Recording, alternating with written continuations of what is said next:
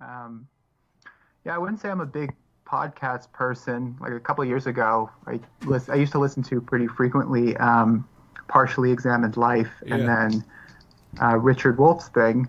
And, for this episode, so I decided to go listen to a couple of RevLeft's episodes. And I listened to one, and then I listened to another one. And then, like, the past 2 days, I think I've listened to, like, 5 or 6 now. I saw your one with the guy from the Partially Examined Life. I don't know. We can definitely get into specifics, but yeah, it's just a lot of really, really good stuff. Awesome. That's really awesome to hear.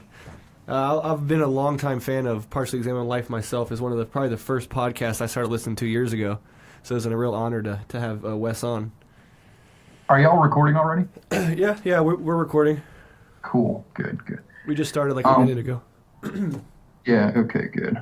So, Meali, you got specific questions for him. It's just like last time when we were trying to record this last week, like more or less the same set of topics and or questions. Okay. About particularly what I'm interested in getting to is like that discussion on ideological diversity that you're seeing play out in places like, New York Times and the Atlantic, and how that sort of is illustrative of why we have to have independent left-wing media, Okay. But we'll get to that when we get to that. I know you got to go at 1 o'clock your time. Yeah, 1-ish. 45 minutes to an hour should be fine. Okay. Go ahead and get started. Welcome to the third episode of Songdogs podcast. I'm JB. I've got my co-host Meali with me. Say hi, Meali. Hi. And we are currently talking to the host of one of my favorite podcasts, Revolutionary Left Radio. I'm talking to Brett O'Shea. What's up, man? Yeah, hey, thanks for having me on. I'm really excited, and thanks for the kind words about the show. It's always sort of surprising that, I have comrades all over the country that actually like the show so much. It's kind of taken us by surprise, but it's really humbling, and it's really amazing to hear that stuff. So thanks for having me on. Yeah, no, we're excited to have you. We're going to have a discussion today a little bit about RevLeft Radio itself, but mostly about independent left-wing media and the importance of it, and the importance of its nature as its independent nature. But I'll start with a really easy question, I guess. How did RevLeft Radio get started? All right. Well, yeah, RevLeft Radio, which is fundamentally me and my sound guy, David, we started organizing, just like community organizing in the wake of the Trump election. So it was Hillary and Trump, and we were sort of getting into contact with other leftists here in Omaha, sort of preparing for what we assumed would be a Clinton presidency, and we still wanted to maintain a leftist resistance to that sort of neoliberal centrism. But after Trump got elected, we were all kind of taken aback, and it really sort of put us in hyper gear as far as organizing went. And in the early meetings of our organizing effort, we were trying to think of projects we could do in the community, sort of angles we could take to address some of the issues in our community.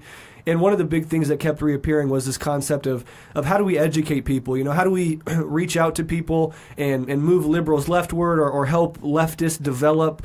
And, the idea of a podcast came up in those meetings. And my friend David is a longtime musician, so we had some of the hardware in his basement to record music. And so it was easy to sort of transform that into just recording software for a podcast. So we just kind of stumbled into it. At first we really did not think that this was going to take off as it did. I ran some bigger pages on Facebook. So when we did our first couple episodes, we would post them on those bigger pages. You have maybe like 10, 20,000 people following a Facebook page. You don't know how much it's going to take off, but we already sort of had the built-in mechanism to get the word out about the show. And so from there, it just kind of grew pretty quickly. And then once we were able to capture 1 or 2 big guests early on, we could then leverage that to get even bigger guests, and that would bring more people in. So it just kind of snowball effect. But yeah, the core of RevLeft Radio came out of actual organizing here in Omaha in our sort of organization that we have here in the Nebraska Left Coalition.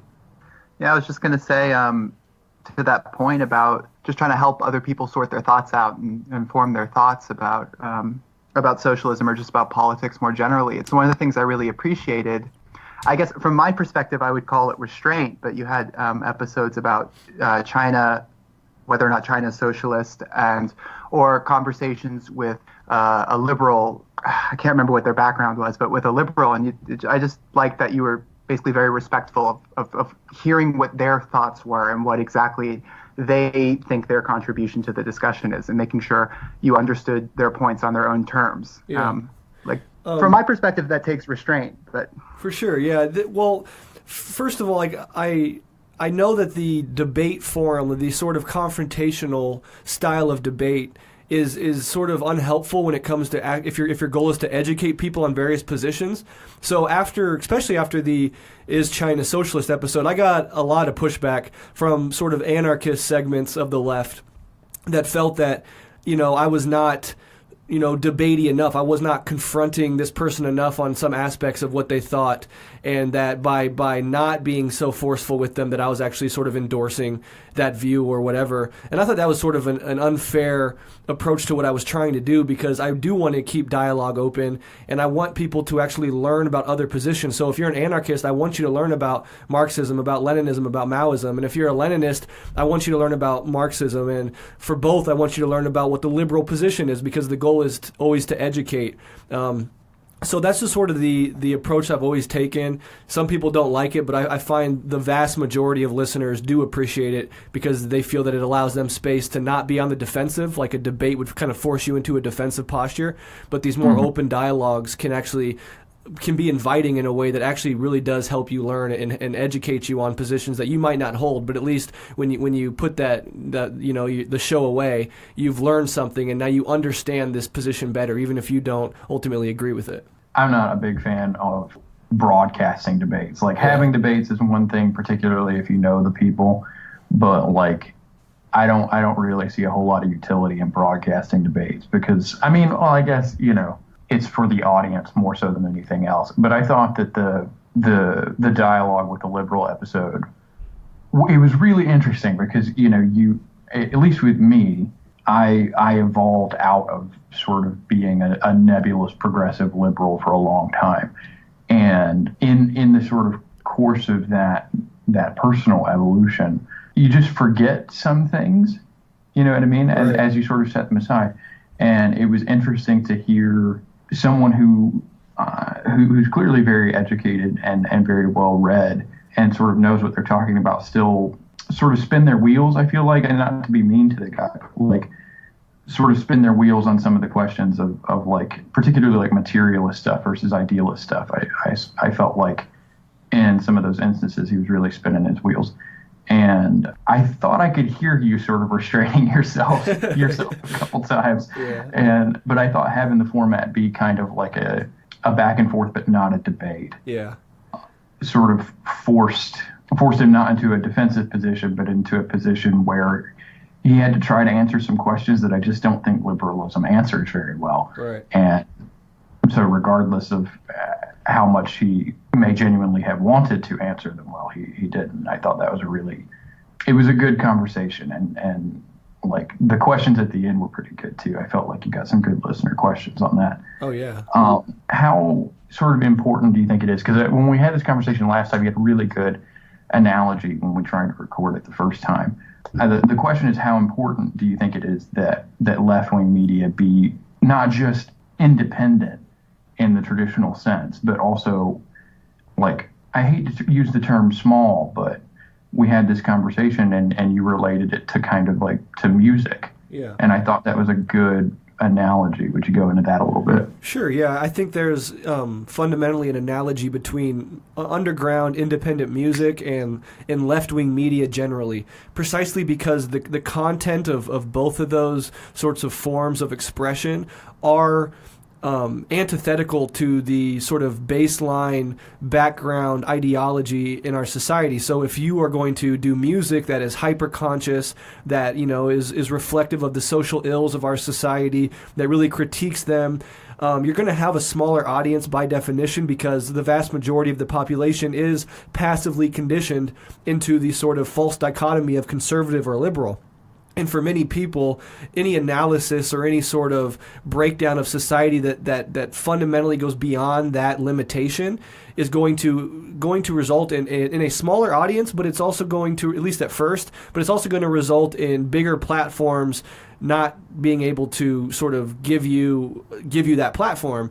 The more conscious you are in music, the less likely you are to sell out, football stadiums. And the more anti-capitalist, anti-imperialist you are in your media narrative, the less likely there's going to be platforms out there that are going to give you that space to spew that sort of, outside the box thinking. Now, I hope that changes over time. But that's gonna come only when there's a fundamental change in the broader society. And if we start small and capitalism continues to do what it does, I think more and more people are going to be looking for alternatives.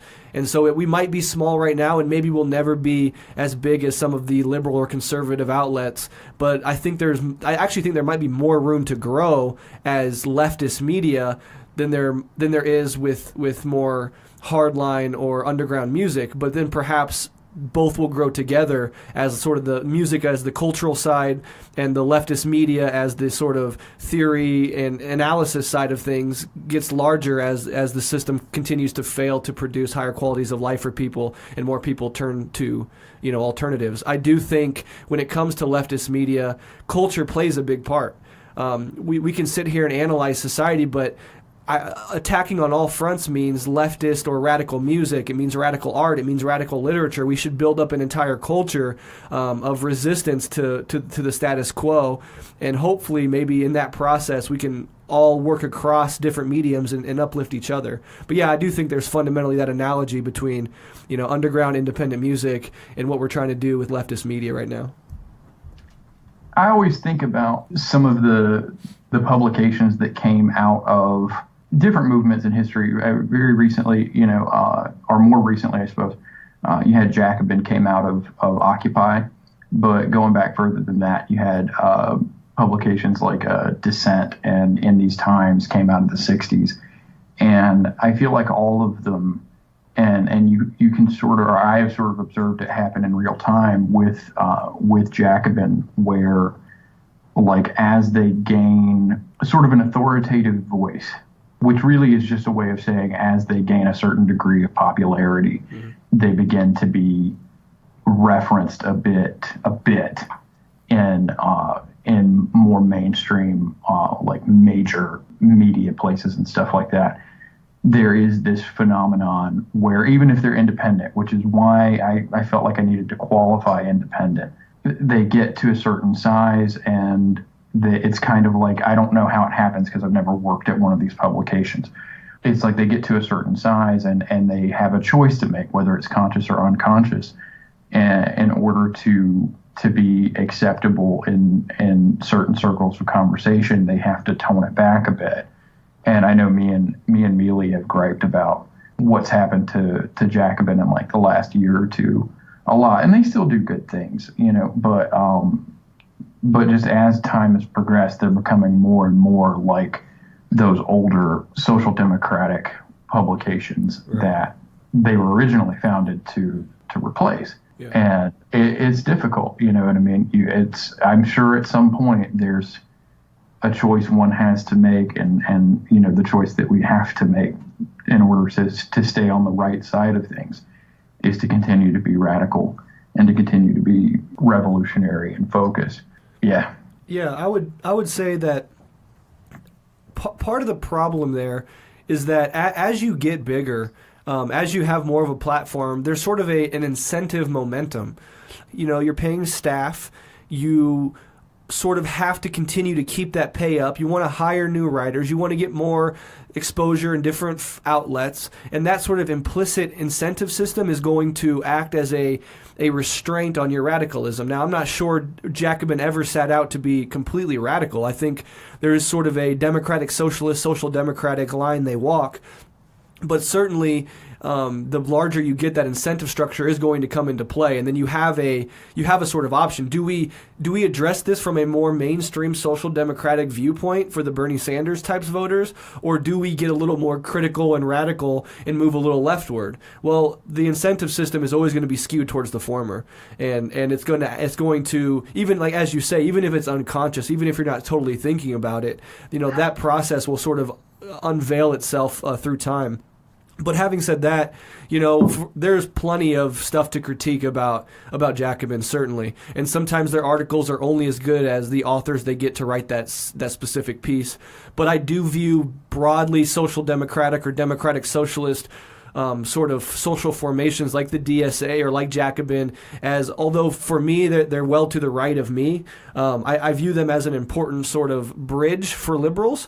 I think it's much easier for a liberal who is moving leftward to crack open Jacobin and to go to a DSA meeting than it might be for them to do more of the black bloc protest or to get into some of the more hardline critical Marxist or anarchist analysis. And so while there is a lot to critique there, I'm still glad Jacobin exists. I'm still glad the DSA exists because they do serve as a bridge, in my opinion, to move people leftward. And I know just from RevLeft and the Guillotine and just my interactions with people online that, and even my own political development, I went through a DSA Jacobin stage, and it was important in my progress away from my socially conditioned liberalism to have that outlet there. And a lot of people that listen to us also sort of have had that experience as well. What this last election with Bernie Sanders and the corruption in the Democratic Party, and then this system vomiting up two horrible candidates that almost everybody hated, a lot of people became disillusioned. And when you first get disillusioned, it might be easier to turn to a Jacobin and the DSA as an initial step leftward than more radical approaches. So lots to critique there. I do think the incentive structure works against its radicalism, but hopefully it sort of at least maintains a democratic socialist outlook, because I think that we have to have attack on all fronts on the left, and that is part of the left. Meali, you got anything? Yeah, it's just because you guys basically just like went through two interrelated points, and I'm just trying to figure out which one I want to touch on. Sorry. No, yeah, they're good points. It's one thing. It's this one theme, I think, and especially for people on the left, that if you read a lot of criticisms of liberalism, and if also you look at history, it seems like liberalism, or maybe even status quo ideology more generally, it has an open right ear and like a completely plugged left ear, if you know what I mean. So, like, no matter how far to the right you are, people are always willing to hear someone out to the right of them, but people to the left of them are always commies or are just socialists or just Marxists or just whatever. Right. And I've talked about this a lot with my parents, and one of the things that I think I've done in talking to them is I've made them open to hearing criticism from the left, because I don't know, there's just this sort of like gut rejection of it, and that's what's really important about having like spaces, independent leftist media, or just spaces where you can talk about things on a sort of left ideological terrain, because people need to be exposed to these ideas, because there's a lot of progressives who are becoming dissatisfied with the status quo, or becoming dissatisfied with Democrats, and they know they are not Republicans. And I mean, this is also true just around the world, where people know they do not want to move further to the right of where they are, but they're not satisfied with where they're at, and they've been told their whole lives that everything to the left of them is like, Marxists who are going to eat their babies or whatever else. No, that reminds me of like because I spent some years as like the most well-meaning and furthest to the left liberal that I think I knew. But part of it was I feel like I didn't even know that anything further to the left really existed. You know what I mean? I didn't register anarchism as serious, which was of course a mistake. And I didn't register communism as even being left-wing. It was just so outside of my understanding. And I think that's part of it, too, is like we don't really get popular culture, anyway, doesn't really get a sense of what exists outside of the mode of liberal logic, right. you know? Yeah, and I was going to add to that. if you look at the Democratic Party or what mainstream liberalism is in the United States, it's not dead in the center. I mean, the center is a relative term, but sort of if you zoom out and kind of look at the entire spectrum, I mean, the Democratic Party and mainstream liberalism is to the right of center. They are a center-right social formation, and then the Republicans and conservatives are more of a far-right social formation. So when people that are conditioned into that slot start to look for things that they can move away towards, alternatives, the far right is going to be just closer, by definition to them than the far left is, because the whole political spectrum is skewed towards the right.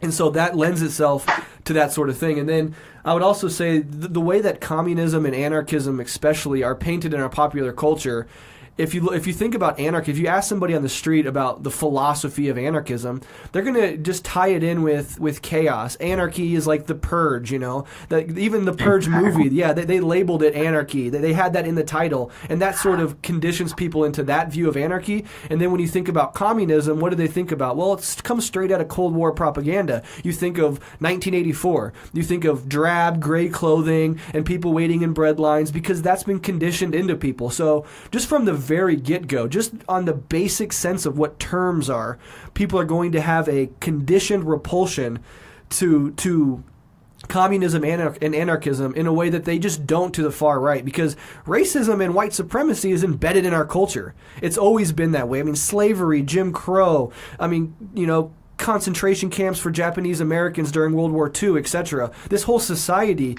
has skewed so far to the right that Nazis seem more practical to the average person on the street almost than really hardline anarchist or communist, because the whole social system is already to the right. It's already closer to that than it is to us, and that's a real problem. I'm hoping that things are moving leftward, that leftist media and leftist cultural blossomings are sort of moving that Overton window a little bit to the left. I mean, Bernie Sanders couldn't even have ran 10 years ago. It would have been absurd. So the fact that he could even run and say that, yes, I am a socialist, whether or not you agree with the fact whether or not he is a socialist, the fact is he could say it, that in and of itself is indicative of some spaces being opened up on the left, and then it's our job at that point to take advantage of it and to sort of aggravate that and move it even further to the left. Well, that's you basically you tied right back into the other path I wanted to walk down. So that's a perfect comment. The one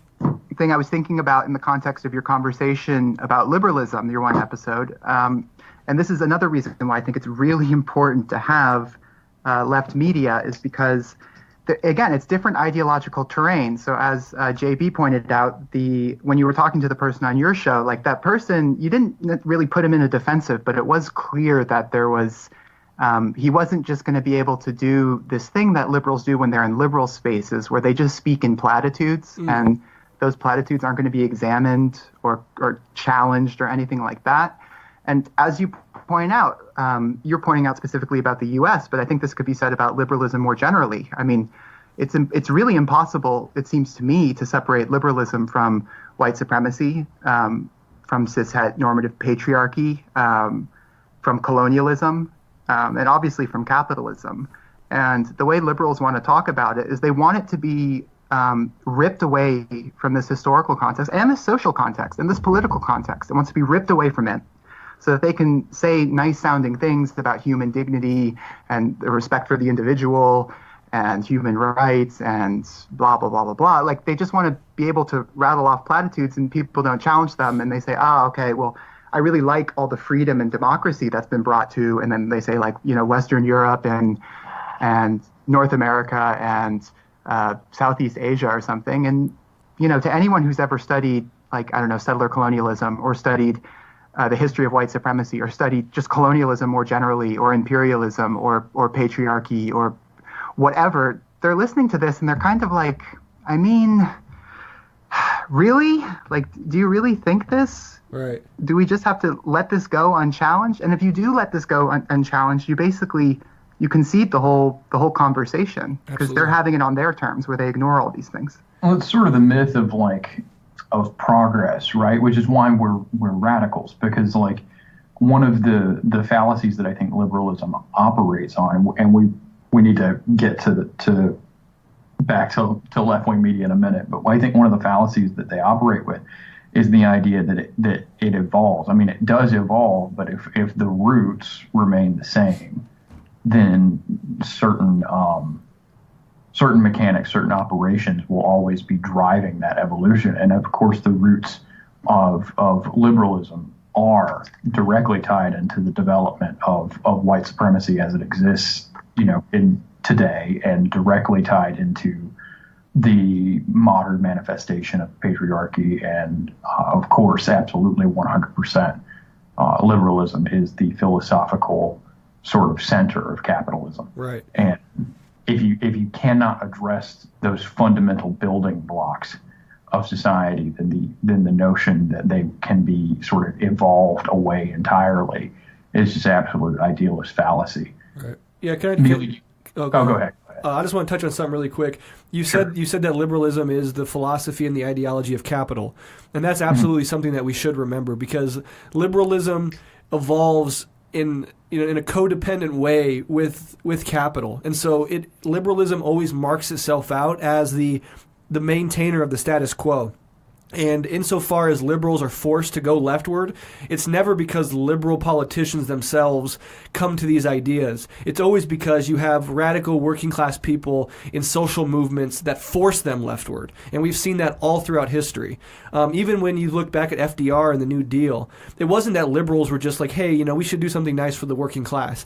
It was a couple factors, but some of the biggest factors were we were in the midst of the Great Depression, an absolute capitalist crisis, and you had the USSR posing a real structural threat and a real alternative at that time to capitalism. And so liberals, because of this, we had social movements here in the U.S. You have this big socialist state, across the world that poses a threat, and liberals and the establishment itself were really scared of a Soviet Bolshevik-style worker uprising here in the U.S. And so that led to those concessions that liberals nowadays love to praise as, that's liberal progress. Moving forward, you look at the civil rights era. Where were most liberal Democrat politicians on the race issue during that time? Well, they were regressive. They were to the right. Even Martin Luther King had his famous letter from a Birmingham jail where he criticized white liberals' complacency and their sort of elevation of their own comfort over real progress. So liberalism has never been the engine of progress. It's always been forced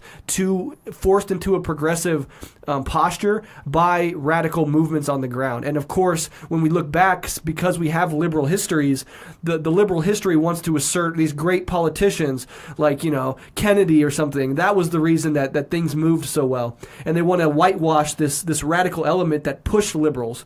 And so even today, we're going through that same thing where the Democrats would much rather reach out to the professional upper middle class, to the suburbs, to try to get those Republicans that are just disgusted by Trump onto their side than they would to look left and try to get this huge segment of the population of young people, of working people, of poor people. That's almost like their instinct is rightward. And only through so much pressure from regular people do they even consider moving leftward. And so I think that's something that people should really, really, really keep in mind. Yeah, for sure. Speaking of a little bit of, well, it doesn't have to be historical. Mine are mostly historical with only a couple of exceptions. But who are some of your favorite or inspirational left-wing writers, specifically, like not theorists per se, but like media figures, or we even stretch it to the term journalists? I know you're a big fan of Abby Martin. The episode you had with her was really, really good. So am I, as a matter of fact. But what are some of the people who were really influential in your development with their left-wing analysis of current events? Well, yeah, I do like Abby Martin. I like Rainey Akalik. These are people that are on the left end of the journalist spectrum, but they still get pretty good platforms on some left-leaning outlets that allow them to get their voice out. Just developing a lot of the commentary. I think we talked about it in our previous conversations, but, Chris Hedges, as I was developing, Chris Hedges played an interesting role. Noam Chomsky, obviously, I think, I know you mentioned that last time, but I think people like that really help reframe issues that we take for granted and push us forward. But a lot of like today, I will go through articles. I will go through when I'm doing segments for the Guillotine, I'm doing research. I go through a broad swath of liberal to more left-wing outlets and kind of compile it and form my own analysis. But mostly I do think that theory is important because it informs your ability to not only understand journalistic analysis, but to create your own. So theory is the basis. If you have a good theory, then you can approach media, you can approach current events in a more sort of coherent way, and then you make sense of current events through theory. So I don't think you can separate the two. So I don't really have single journalists that I ever have, or even to this day, really depend on or go to over and over again for that sort of analysis. I have my theory, and then I approach a wide swath of journalistic outlets and sort of see how they cohere with how I think about things and how my theory informs my perspective on current events. Oh yeah, I'm not trying to disparage theory. Like me and Meali, and I know you are too, are both like philosophy nerds. Yeah. It's just sometimes, and I think this is not an invalid complaint. Sometimes you get the complaint though that leftists can be so theory heavy that it's a bit alienating to a lot of people. I don't know. I think sometimes that's when that criticism is coming from another leftist, I think that's a bit of anxiety about how we perceive ourselves or whatever. But when it's coming from outside the left, I don't give a shit. Right. A lot of people think that if you work like a regular job that you are at least half illiterate, and that's just bullshit. Like working people can understand the complexities of theory just fine. Absolutely. Meali, you got anything? Yeah, I was just this kind of reminded me of how I ended up becoming a Marxist, and it's I wish it kind of speaks to a need for. Well, I'll tell the story, but it kind of speaks to a need for these sort of spaces where you can have these discussions from a socialist perspective, which is just that I was reading Lenin. I just felt like giving socialism a chance because I was fed up with liberalism, and I was reading Imperialism. And I remembered thinking at several points while reading it that he, describing World War I and the lead up to World War I, he was giving me a better description of my experience growing up during the Iraq War than any of the journalists or analyses I'd heard from liberals. And I remember thinking, okay, so this Lenin guy, is a Marxist. He's applying a Marxist analysis to this stuff from 100 years ago, and he's having a better take on phenomena he never saw than the people who are there every day looking at it and telling me what to think about it.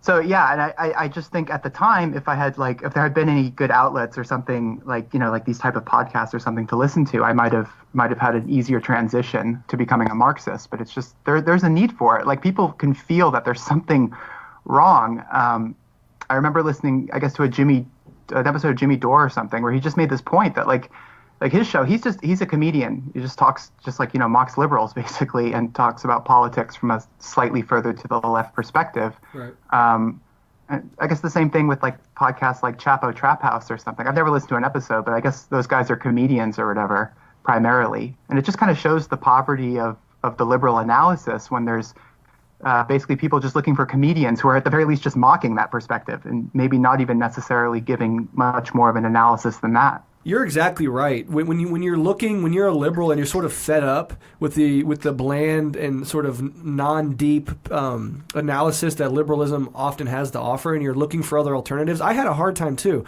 And my political development would have been much faster had I had resources like we see this blossoming of left-wing media now, but that's almost like within the last year or two have we seen this. Before that, there was almost nothing. And one of the driving forces because I've been a long time podcast fan. I mean, I would listen to it at work, since 2010, 2011. So I've always been into podcasts, but I realized that I would search left-wing or Marxist or anarchist podcasts and come up with nothing over and over again. And so when I was going to make RevLeft Radio, I was sort of fed up as a podcast fan, with the options I had of podcasts. And I was like, I want to make a show that I want to listen to. I can't find this sort of show, so I'm going to just take it upon myself to go out and try my hardest to make the sort of show that I would want to hear, that I'm desperately looking for. And, recently we've seen a lot of your show, my show, a bunch of other people coming up with shows. That's a beautiful thing. And I get messages from younger comrades who, are in their teens, and they're listening to RevLeft, and they're listening to the Guillotine, and they're becoming super radical in a way that, when I'm almost 30, so I never had those resources when I was in my teens, and to see that we're actually lending younger comrades those resources that we did not have, that to me is really beautiful, and it's sort of a mark of progress. Like, we are making a difference. It might be small right now, and we might have a long way to go, but just from my progress to younger people coming up, there's so many more resources now, and I think that's a really beautiful thing. And then the last thing I'd say is JB touched on this concept of working people are not dumb. And I totally agree with that.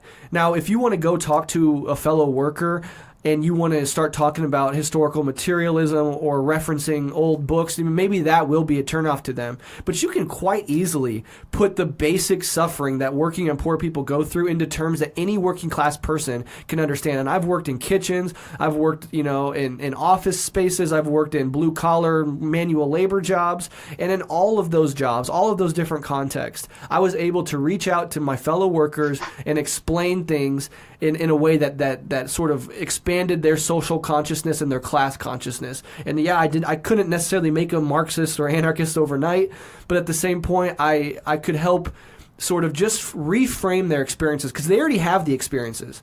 They already know what it's like to hate, to dread going into work, to pulling up to work and sitting in your car and just like putting your hand in your heads and like, how am I going to do another 8 hours? Like, my God, when will this ever end? People know that viscerally. And so if you just go to them and you start framing their sort of angst or their sadness or their sort of just melancholy that produces from the routine, you start putting that into terms they can understand. Like, why does our boss have so much, like, why are we like, oh, you have to wear this, or management comes down with some new rule that we have no say in, and in fact we think it's illogical because we actually work on the ground and we know what works and what doesn't, but we have these dictates from on high that we have to abide by. I mean, people understand that. So yeah, I totally just I get repulsed at this notion that we can't talk to working people with a really heavy theoretical or radical outlook, because working people are way more receptive to it than a lot of people think. I will never forget for my whole life one of the coolest anecdotes I've ever seen. You're familiar with David Harvey? Absolutely. He's taught capital for like 30 fucking years. And he's always taught it as a graduate level, survey course, and simultaneously taught it in prisons. Mm. And he has said many, many times he would be in these, graduate courses with mostly graduate students, some faculty, really diving into capital, and it would move slower, and it would be more difficult to get everybody to sort of understand where they were in the graduate school setting than it was for him to get the people in the prison. Interesting, yeah. Wow. Yeah, like it was much easier with the relationship that they had that the prisoners had being on sort of like right beneath the blade itself of capitalism, made the understanding of what Marx is saying in Capital just far more intuitive. Absolutely. And, because I mean, like, graduate students more often than not tend to come from more middle class or upper middle class or just upper class backgrounds. I mean, I say that I'm not from that background and I'm about to be a graduate student, but there are exceptions. But when you get into that sort of thing, you're usually interacting with people who come from a little bit more of a comfortable background versus when you're interacting with the folks that tend to get thrown into the prison industrial complex, which tend to be poor racialized people. Yep. And I'll never forget that anecdote. Like, it was easier for these people who most of liberal society would rather forget exists to understand capital than it is for, I think David Harvey teaches at Columbia too. So this wasn't like, this is a very well respected school. and he makes this observation, and I love that anecdote. Yeah, that's amazing. Absolutely. Totally makes sense, and it speaks exactly to what I was saying about working people. These people understand their own oppression. Sometimes they just need it to be put into words for them, Well, it's like just the one function of sort of liberal media hegemony is that liberalism sort of carves society into distinct spheres. So you have like the economic sphere, and then the political sphere, and the social sphere, and the foreign policy sphere, and the domestic policy sphere. And so when people are, getting their news about the world through primarily liberal media outlets, they're basically, the outlet will present things and it'll be like, okay, so, yesterday the U.S. bombed the Middle East. And then in a completely unrelated thing, tax rates for the wealthiest people are just getting cut in half. And then in another completely unrelated thing, we have this problem with state violence against people of color. And it's this whole thing of what is dialectics? It's giving an exposition, basically. It's showing the interrelations of some sort of totality, in this case, society. So to the point about the difference between people in prison and graduate students is that on the one hand, you have a group of people who have a lot of experience of this stuff, but maybe not as much experience in thinking about them as interrelated. And then on the other hand, you have this group of people who doesn't really experience the oppressions of society, or not to the same extent, but they can see the interrelations. But who cares if you can see the interrelations if these things aren't that real to you? Right. It's much easier to show people who experience all these multifaceted oppressions in society how all of these things are interlinked and how to effectively struggle against them, than to someone who's like, society's pretty okay. I really am just here to learn about the dialectic. Right, exactly. And taking that even a little further, you're a great point about the different spheres and how liberalism likes to atomize spheres so that you don't connect them together. That even extends into the cultural sphere. I mean, so often, even when you think about the NFL and Colin Kaepernick and the kneeling protest, the biggest refrain that you heard from just regular sort of football fans, reaction, sort of intuitively reactionary people is get politics out of football. I don't come to the game to hear about politics. I just want to watch the game. Or in film, why do we have to bring politics into film? Why do you have to make everything about politics? And that's sort of an outgrowth of this atomization, this liberal delusion that you can actually separate these spheres of life, and that economics is one thing and culture is another, and no, in reality they're all connected. And some of the best Marxist work on culture is concepts about ideology and about how film and sporting events reflect basic political ideologies that creep into people's heads even if they're not aware of it. I mean, American Sniper, that's straight up propaganda for the state. The NFL, when you have fighter jets fly over during the Super Bowl and everybody stands up and gets teary-eyed with this huge 100-yard American flag, how is that not political? Everything is inherently political, and you might not like it, but it's the case. And I totally think that part of our job is precisely to connect to those struggles and show how you can't exist outside of the political sphere. Everything is political, and it affects every part of your life. Even if that makes you uncomfortable, it doesn't make it any less true. I want to write an essay about how the King of the Hill episode where Hank Hill discovers charcoal and what it actually tastes like when you grill with a charcoal grill. Yeah. It tastes so much better than propane, and how that completely destroyed his worldview. his worldview, because he's economically dependent upon selling propane and propane accessories. That's brilliant. Yeah. We're actually speaking of that, tonight we're recording an episode on RevLeft about the book by Mark Fisher, Capitalist Realism, Is There No Alternative? Oh, shit, yeah. And that book really goes into how neoliberal ideology works and how it manifests in popular culture, etc. So I'm really excited. I've been reading that book all week, and so I'm excited to have this next conversation coming up because it touches on exactly what we're talking about right here. I haven't read that book. It's really close to the top of my to-be-read pile, though. Meali, have you read that one? No, I haven't had the chance. Yeah, it's only 80 pages. I would highly recommend it. I didn't read it either until I was going to do this show, but it's a hard hitter for sure. I'm gonna have to check it out. I can't do it. I can't start today though because I got to take my GRE tomorrow, and I'm shitting myself over here. Good luck. Yeah. Okay, so let's get to. We've got a few more minutes. Meali, do you got anything before I do this final question? Yeah, I had one thought because y'all brought up Abby Martin, and I was just I'm a big fan of her work as well, and that's actually the next episode of your podcast I actually wanted to check out. Nice.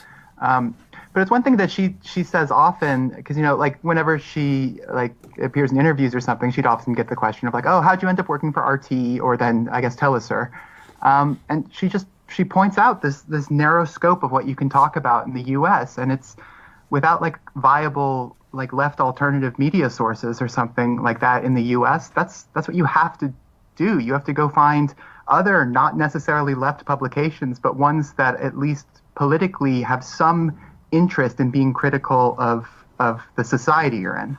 Right. Which is it's pretty ridiculous. And of course it allows people in the U.S. to point to her and say, she's a propagandist because of RT. Yeah. I've seen that over and over again too. And just talking about Abby Martin real quick, her sort of show she does on YouTube, Empire Files, where she kind of takes it upon herself to do the on-the-ground investigative journalistic work of going into like Venezuela or Palestine and doing reporting from the ground from a left-wing perspective. Recently, her Empire Files got taken down in 28 countries by YouTube because of complaints of her coverage of the Palestine-Israel conflict. And so, when push comes to shove, I mean, the corporate structure will actually clamp down and act as a censor to ideas that, because obviously it that perturbs a certain, political base here in the U.S. and abroad, and they unify and turn in complaints, and then YouTube capitulates to those complaints, etc. But yeah, I mean, that's straight up censorship, and it's supposed to be the country of the free and the free marketplace of ideas, but when you hit too close to home, the jaws of capital will clamp down and shut you up. They won't ban Nazis, though, goddammit. Never. Come on, free speech, man. Okay, let's talk about this situation. Do any of y'all remember his name? The guy who got hired at the Atlantic, caused a big fuss. Was it? Williamson is his last name for sure. Yeah, I was following this story too. I believe it's Kevin Williamson. That's right. But this guy, he first of all, like there was so much justification made by people at the Atlantic, particularly the editor, talking about his talent as a writer and their desire to have an ideologically diverse writing team there at the Atlantic. But this guy literally suggested that because he believes that abortion is murder, that women who have had abortions ought to be hanged. Yep. So essentially, this guy's background, just a little bit, besides this awful shit, is that he has been a never-Trump Republican who wrote for the National Review for a long time. Now, none of us here have much use for never-Trump Republicans because never-Trump Republicans are just as bad as he is. They just don't like the way he presents himself, I suppose. But it seems like all of these ghouls, these never Trump types, liberal media is doing everything in their power to snap them up as some sort of in some sort of search for the quote unquote reasonable Republican to have on their writing team. And the editor there at the Atlantic made the point to say when he was trying to justify hiring this awful man, he would love to have a writing team with socialists and anarcho-pacifists and all this sorts of shit. Where the hell does he think they're going to hire him from? Yeah. The Atlantic it's not a newspaper, but it is probably the premier, along with the New Yorker, like the premier monthly publication in the U.S.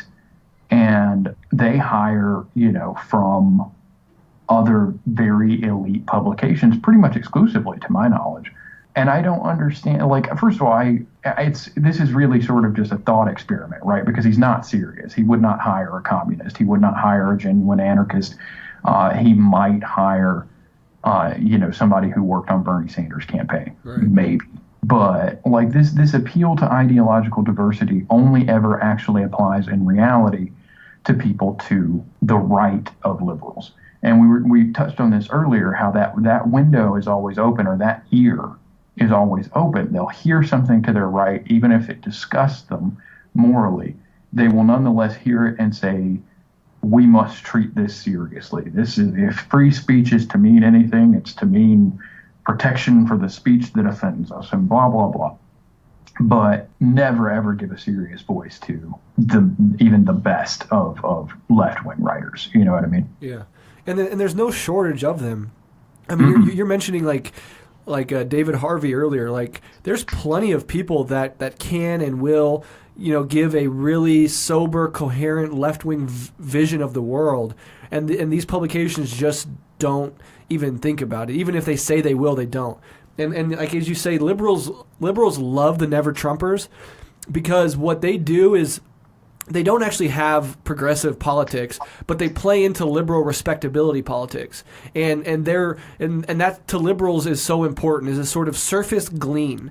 We can bomb people in Yemen, we can spend trillions of dollars killing innocent civilians and children in Iraq, but as long as you get up in front of that podium and you talk politely, liberals will love you. Obama can drone strike a wedding and then come on and talk, and liberals will, their hearts will pump with glee and admiration of this man. And when Trump bombs an airstrip in Syria, liberal pundits go on to their shows and sort of wax romantic about how for the first time Trump is actually being presidential.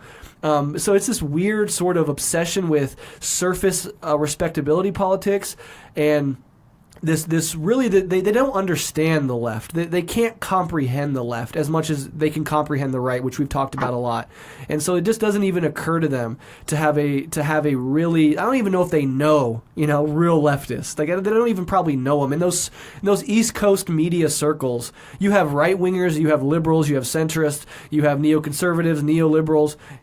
But like, are communists, and anarchists running around in those circles? Absolutely not. So it just falls completely out of their purview, out of their social circles, out of what they even can conceptualize as being reasonable arguments, and that's that's a real problem. I was just thinking also just on this topic of like respectability, how like the political orientation of the media source, like, right, it's this whole thing about ideology and how you present facts, that different interpretations of facts can radically change everything. So like a good example is I'm sure a lot of people have seen this polling data at one point or another where there was a comparison between Democrats and Republicans under Obama and Trump about their attitudes towards bombing Syria. And Democrats, it was 37% or something under Obama, and it was 36% under Trump. So almost no change. And then with Republicans, it was something like 25% under Obama, and then it goes up to like 80-something% under Trump. And the way the sort of progressive liberal, the Democrat media basically portrays this is they're like, oh, look how, whatever, something ableist, like look how unintelligent these Republicans are because they're partisan and they're just swayed by whoever's in power. Okay, yeah, clearly there's partisanship involved in that phenomenon. But the thing that they don't point out is that, there's a higher percentage of Democrats who want to bomb Syria regardless of who's in power than Republicans. And that is supposed to be your anti-war party. Yeah. And they don't talk about that. And it's just, it's this whole thing where Democrats, and of course, like when you ask them, they'll basically say, like, something to the effect of like, well, they want to talk about human rights violations or stabilizing the region. And then we have to go into a long, complex discussion of, has that ever worked historically? And obviously not, but or is it morally justified at all? Yeah, there's that. But, well, I was just gonna kind of play on that. There's that old Noam Chomsky argument where he's like, the system will allow really robust debate, but within a very narrow spectrum. So it gives the illusion of this robust marketplace of ideas, when in reality, there's a very thin layer of debate that is even allowable on mainstream platforms. And when it comes to imperialism and when it comes to capitalism, those things are never up for debate. And because people are conditioned into this sort of partisan hackery, because they feel like if I'm on Team Democrat, then I have to fight for Team Democrat and they're always right. And so when they do imperialistic ventures or when they bail out the banks, it's good because that's my team. And that's a real problem, and it's a sort of bipartisan consensus when it comes to the really fundamental ills of our society. And the debate between liberals and conservatives happens on this really shallow surface level of sort of smaller contingent issues, but never ever does it drill down into the deeper issues which sort of underlie all these other issues. And that sort of keeps the engine moving forward. One time, Meali, when we were talking, this has been a while now, but you made an observation that I think is like still, it was really salient and is relevant here. When you get the phenomenon of talking to liberals, or you see, the odd sort of interaction between a liberal media figure and a genuine leftist, which you do see now because of, social media and stuff like that quite a bit more, where, the liberal figure reacts to a left-wing critique as though they are being like very personally attacked. And you brought up that it's sort of, when a liberal is critiqued from their left, it sort of takes away this idea they have of themselves as being morally superior in a political sense. I mean, I think that's absolutely true. I don't think it has much. It's entirely responsible for the marginalization of left-wing voices in liberal media or anything like that. But I do think it's an important sort of psychological construct that they operate with, being, if nothing else, we aren't as ghoulish and violent as conservative folks are. And when in reality, the drone program under Barack Obama was horrible. It killed thousands upon thousands of people. I think it was something like 26,000 bombs dropped in his last year alone across the Middle East and Africa. That's horrific, no matter what color tie the person ordering the bombs to be dropped is wearing.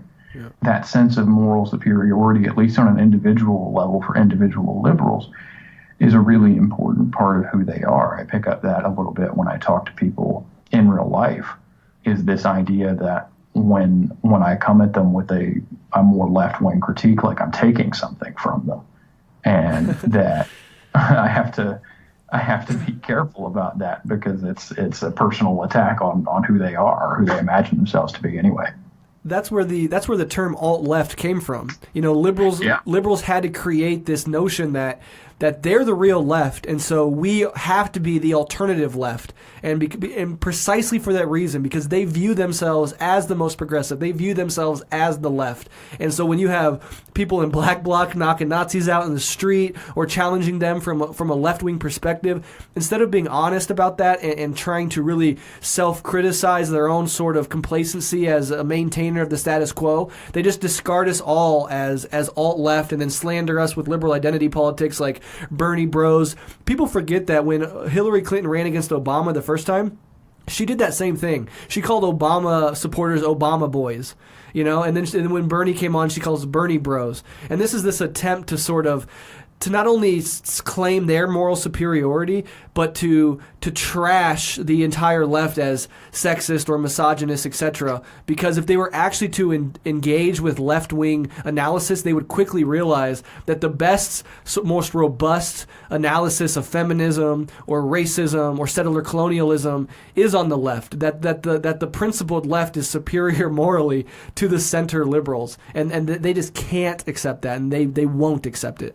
Well, it's also this thing also about stressing style over substance. Is it leads to a lot of miscommunications where something is said that makes me angry, or makes it would make another socialist probably very angry, but because it's said in a polite and respectful way, the person you're talking to is completely bewildered by it. So one thing I've noticed is that liberals are quite content to progressive liberals are quite content to respectfully debate whether what was done to indigenous people in the Americas constitutes genocide. They're happy to have respectful conversations with genocide deniers on the right if they're respectful. And if someone like me comes in and is angry, is why the hell is this going on? Why are you even entertaining this? This is ridiculous. They look at me or they'll turn to me as if I'm the person who's bringing aggression into the conversation. Right. Well, no, the person who's trying to deny genocide is the one who brought aggression into the conversation. They're the one who made it an uncivil conversation. Yep. Me telling that person to fuck off I'm not the one who started the incivility here, Absolutely. Yeah, great point. Totally agree. Okay, has anybody got any closing thoughts or remarks, Meali, Brett, on independent left-wing media or anything else we've talked about here today? Yeah, I mean, I would just kind of close it out by saying we need more of it. Not everybody is suited to be a podcaster necessarily, but everybody on the left has talents. You might be really good at making music, or you might be good at this or that thing. You might be advancing in your field in academia, etc. But we all occupy space as social spaces. We all have an influence inside of our social circles, and the best thing that leftists can do, especially at this time, is to try to see how they can maneuver in whatever spaces they exist in to push things leftward, to inject left-wing analyses and perspectives on these global issues, and to keep moving the ball forward for the left. And everybody can do it. And so I just encourage everybody to take that responsibility into your own lives and do as much as you can, because it does matter. Even talking to your parents and reframing debates from a left-wing perspective, it does matter. So just do the best you can, and we're all in this together. And yeah, that's how I'd close it. Yalma? I have nothing to add to that. That was great. I just wanted to thank Brett for coming on. Yeah, for sure. We really appreciate you coming on. Good luck recording everything tonight. Absolutely. Thank you both so much for having me on. It's been a fascinating conversation. Let's keep in touch, and maybe we can collaborate in the future. Hell yeah. All right, y'all. See you next time.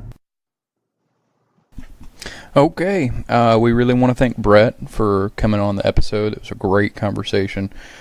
You can follow us on Twitter at Songdogs Podcast. We have a link to our blog, Songdog Letters, there, and we will be putting our Patreon link in the episode description. So if you got a couple extra bucks, feel free to kick them to us, and we'll see y'all next time.